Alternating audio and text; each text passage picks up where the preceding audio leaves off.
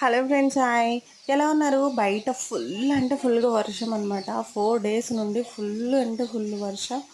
So అందుకని వేడివేడిగా పకోడీ తినాలనిపించింది. వెంటనే ఆనియన్స్ కట్ చేసేసి, పచ్చిమిర్చి, కరివేపాకు, అల్లం వెల్లుల్లి పేస్ట్, కొంచెం కారం, సాల్ట్ వేసేసి బాగా మిక్స్ చేసేసి, అందులో కొంచెం శనగపిండి ఒక 2-3 స్పూన్స్ కలిపేసేసి మిక్స్ చేసి పక్కకు పెట్టుకున్నా.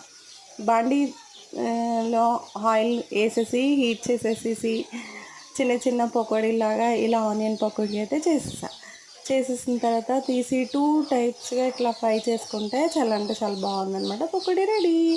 వేడి వేడి పకోడీ చల్లగా కూల్గా ఉన్న వెదర్లో తింటే సూపర్ అండి.